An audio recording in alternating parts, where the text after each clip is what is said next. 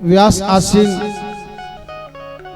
सुखदेव जी मेरी गोविंद की लीलाओं का सुंदर भाव से वर्णन करते हैं। परीक्षित जी ने कहा कि गुरुदेव कृपा करके ये बताएं, 5 वर्ष का बालक जो ध्रुव, क्या नारद जी बताए हुए मंत्र से उनको परमात्मा की प्राप्ति हुई? आगे क्या हुआ, ये सब हमें विस्तार पूर्वक बताने की कृपा करें। नारद जी ने ध्रुव जी के लिए सुंदर मंत्र दिया, ओम नमो भगवते। बड़ा सुंदर मंत्र है ये, जिसको द्वादशाक्षर मंत्र कहते हैं। और इस मंत्र में शक्ति है। कोई इस मंत्र की 11 माला करके सामने कटोरी में एक गंगा जल के सहित तुलसी दल रख ले और 11 माला करके और जिसमें फूंक मार के किसी को पिला दो, ये असाध्य रोग की औषधि है। आपको लगे कि बच्चे को नजर जल्दी लग जाती है या कभी कुछ हो जाता है, इस द्वादशाक्षर मंत्र को पढ़ने के बाद उसके जल को पिला दो, बच्चा जल्दी ठीक हो जाएगा।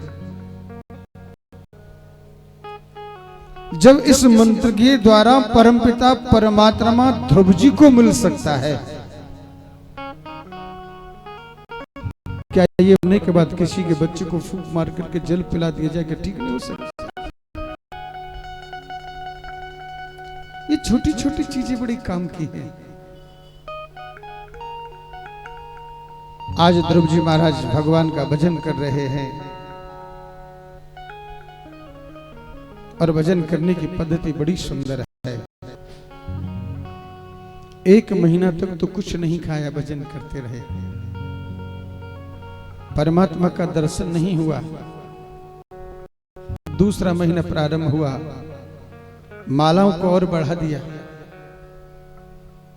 हम लोग भजन करते अपनी माला बढ़ाते कि कम करते? शुरुआत तो हम लोग बड़ी अच्छी तरीका से करते हैं भजन करने की, लेकिन धीरे धीरे आदत सी हो जाती है तो फिर वो माला ऑटोमेटिक कम होना शुरू हो जाती है। क्यों? कोई ना कोई कारण ऐसा बन जाता है कि चलो कल कर लेंगे, शाम को कर लेंगे, सुबह कर लेंगे।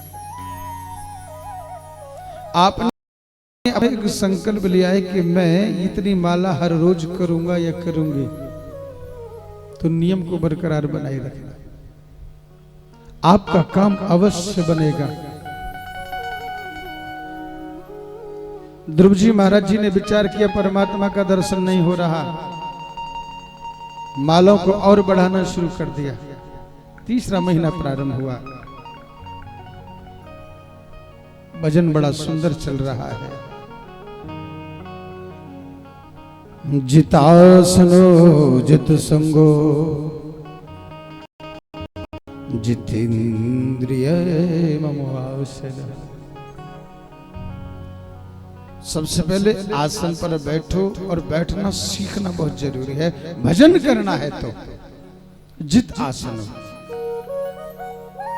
अपनी वृत्तियों का, चित्त वृत्तियों का संग करो।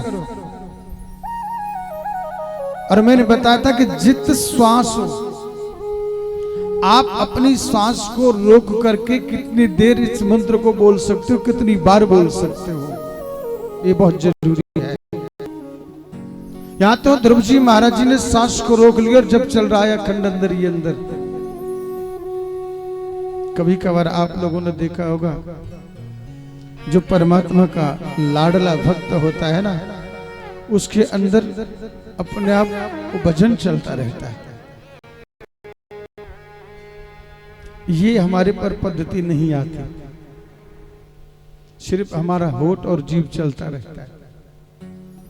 कभी कभार आप लोगों ने देखा होगा, जब चल रहा है बात भी चल रही है।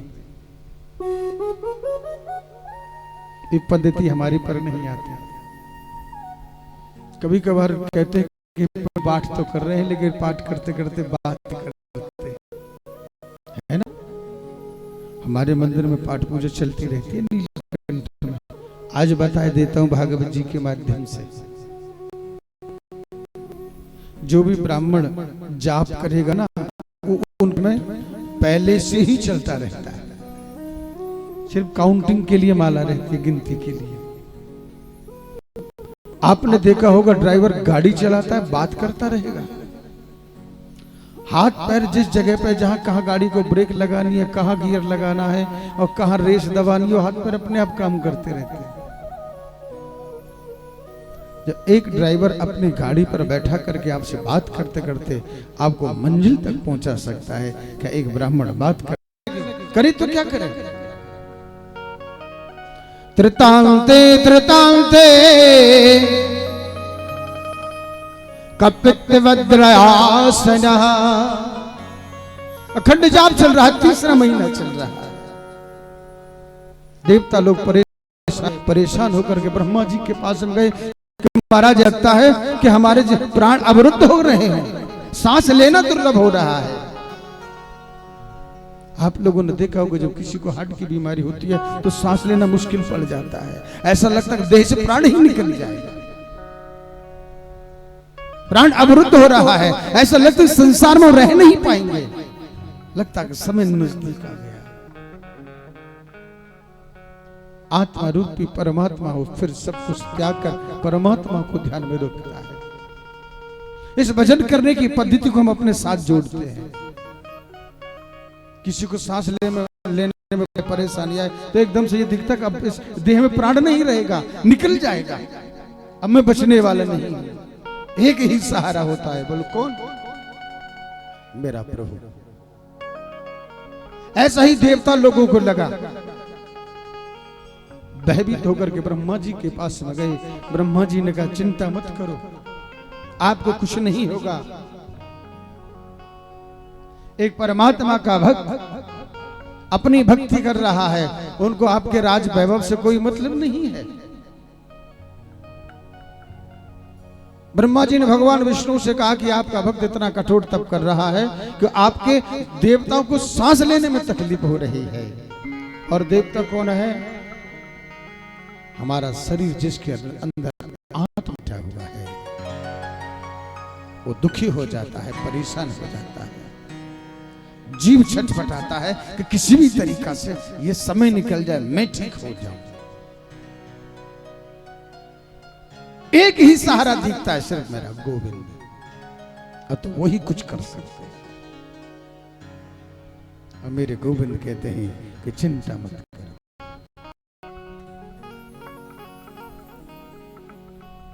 और तप भी कैसा, जप भी कैसा। हम और आप लोग जब जप करते तो पाठ करते करते हम लोगों की झपकी लग जाती है ना, उसमें मैं भी आप लोगों के साथ में हूं। मुझे कहते कि नारायण जी आप सो रहे थे, बोले हाँ। जो भजन करते करते झपकी लग जाए, जब चल रहा है ना, समझ लेगा सर्वोत्तम भजन है वो। भजन करते करते हमारी चित्त वृत्तियां हमें संसार में घुमाती है। पाठ करते हो देखना आप लोग, न जान कैसी कैसी बातें दिमाग में आ जाएंगी। ये दिमाग सदा खुरापात पना सोचता है। और जब करते करते झपकी आ जाए, पाठ चल रहा है कि सर्वोत्तम भजन है ये। परमात्मा से आपकी मिलन में ज्यादा दूरी और ज्यादा देरी नहीं है। और एक बात को जब जाप करते करते जब आपकी झपकी लग जाए, आधे घंटा बैठे रहो तो यकीन मानना, जितना आप सोने के बाद में फ्रेश अपने आप को एहसास करोगे, उससे कई गुना जप करने के बाद में खड़े होंगे ना, तो आपको बड़ा अच्छा लगेगा, शरीर हल्का हो जाएगा। ये जप करने की पद्धति है। एक बार जीवन में हल्का सा उतार के देखो, बड़ा आनंद आएगा।